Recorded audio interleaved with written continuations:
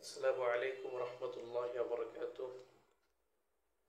إن الحمد لله والصلاة والسلام على رسول الله أما بعد. প্রিয় মুসলিম ভাইরা, আমাদের আলোচনা চলছিল বড় শিরক নিয়ে। এই মাজলিসে আমরা আলোচনা করব একটি গুরুত্বপূর্ণ বড় শিরক নিয়ে, আর সেটি হচ্ছে বরকত হাসিলের জন্য গাছের নিকট ভোগ দেওয়া শিরক। বরকত হাসিলের জন্য গাছের নিকট ভোগ দেওয়া অথবা সুতা বাঁধা একটি বড় শিরক। তো এই ক্যাটাগরি শিরক আমাদের সমাজের মধ্যে আছে। যেমন আমি কাউকে জিজ্ঞেস করলাম, ভাই তুমি কোথায় গিয়েছিলে? সে তখন উত্তর দিল যে আমি অমুক আলেমের কাছে গিয়েছিলাম তার বরকত হাসিল করার জন্য, অমুক পীরের কাছে গিয়েছিলাম তার বরকত হাসিল করার জন্য, অমুক ফকিরের কাছে গিয়েছিলাম তার থেকে কিছু বরকত হাসিল করার জন্য। আসলে কোনো ব্যক্তির মধ্যে বরকত নাই, কোনো শরীরের মধ্যে বরকত নাই, কোনো জিসমের মধ্যে বরকত নাই। শুধু রাসূলুল্লাহ সাল্লাল্লাহু আলাইহি ওয়াসাল্লামের শরীরের মধ্যে বরকত ছিল, আর নবীজি ব্যতীত অন্য কোনো মানুষের মধ্যে বরকত নেই। বরকত আলাদা একটা জিনিস। বরকত ইলমের মধ্যে আসতে পারে, ইলমের মধ্যে বরকত হতে পারে, আমলের মধ্যে হতে পারে, আখলাকের মধ্যে হতে পারে। কিন্তু ব্যক্তি বিশেষ বা শরীর বা চাক্ষুষ যে বিষয়গুলো আমরা দেখি, এই বিষয়গুলোর মধ্যে আসলে কোনো বরকত নেই। এর জন্য আমাদের দেশে প্রচলিত আছে যে আমরা কোনো আলেমের নাম দিলে বলি মুফতি অমুক দামাত বারাকাতুহুম আলিয়া, দামাত বারাকাতুহুম। তো এই দামাত বারাকাতুহুম অথবা দামাত বারাকাতুহু এটা লাগানো তেমন একটা সমীচীন না। অর্থাৎ আল্লাহ তাআলা তার বরকতকে স্থায়ী করুক। তার বরকত বলতে কোনো ব্যক্তির মধ্যে তো বরকত আসতে পারে না, তার ইলমের মধ্যে আসতে পারে, এটা ভিন্ন বিষয়। এক্ষেত্রে হাফিজাহুল্লাহ এটাই ছেড়েও আল্লাহ তাআলা তাকে পথভ্রষ্ট থেকে রক্ষা করুন, এটা বলাটাই বেশি উত্তম।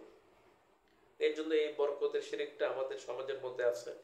আমরা বলি আপনার বরকতি হাতে দিয়ে দিন, হাতের মধ্যে বরকত আছে নাকি?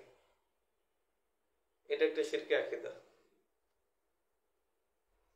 আপনার এরকম অনেক বিষয় দিয়ে আছে। যাই হোক, আপনার বরকতি প্লেটে আমি খাবার খাচ্ছি, আপনার বরকতি কাপড় আমি পরেছি, হ্যাঁ, আপনার বরকতের রুমাল আমি পরিধান করেছি, মানে এই জাতীয় যত বিষয় দিয়ে আছে এগুলো আসলে ইসলাম সমর্থন করে না, এবং এগুলি শিরকের ছোঁয়া এর মধ্যে আছে। তো যাই হোক, আমি যে বিষয়টি বলতে যাচ্ছি, হাদিসের মধ্যে যে বিষয়টা আছে সেটা হলো বরকত হাসিলের জন্য কোনো গাছের নিকট গিয়ে ভোগ দেওয়া বা সুতা বাঁধা এগুলো শিরক। এক্ষেত্রে একটি গুরুত্বপূর্ণ হাদিস আপনাদের সম্মুখে পেশ করব। হাদিসটা যদিও লম্বা, হাদিসটা আছে সুনানে তিরমিজি 2180 নম্বর হাদিস, মুসনাদ আহমদ 21897 নম্বর হাদিস। عن أبي واقد الليثي أنه خرجوا عن مكة مع رسول الله صلى الله عليه وسلم إلى حنين قال وكان للكفار سدرة يعكفون عندها ويعلقون بها أسلحتهم يقال لها ذات أنوات. قال فمررنا بسدرة خضراء عظيمة. قال فقلنا يا رسول الله اجعل لنا ذات أنوات. فقال رسول الله صلى الله عليه وسلم قلتم والذي نفسي بيده كما قال قوم موسى اجعل لنا إلها كما لهم آلهة. قال إنكم قوم تجهلون إنها لسنن لتركبن سنن من كان قبلكم سنة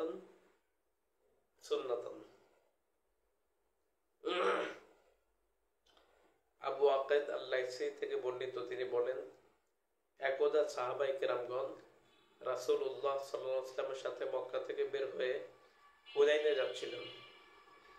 পথিমধ্যে কাফিরদের জন্য একটি বড়ই গাছ ছিল। পথিমধ্যে পথিমধ্যে কাফিরদের জন্য একটি বড়ই গাছ ছিল। তারা বরকতের জন্য গাছটির নিকট অবস্থান করত এবং তাতে অস্ত্র ঝুলিয়ে রাখত। সেটাকে জাতে আনওয়াত বলা হয়। রাবি বলেন, অতঃপর আমরা একটি সবুজ বড় বড়ই গাছের নিকটে যাচ্ছিলাম। আমরা বললাম, হে আল্লাহ রাসূল, আমাদের জন্য একটি জাতে আনওয়াত নির্ধারণ করে দিন, বানিয়ে দিন।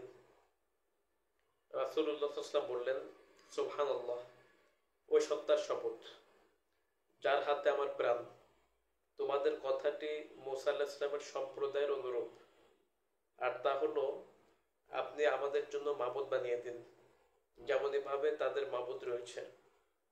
তারপর রাসূলুল্লাহ সাল্লাল্লাহু আলাইহি ওয়াসাল্লাম বললেন, নিশ্চয়ই এটি মানুষের একটি নীতি। তোমরা এমন নীতির অনুসরণ করবে যে নীতির উপর তোমাদের পূর্ববর্তীরা ছিল।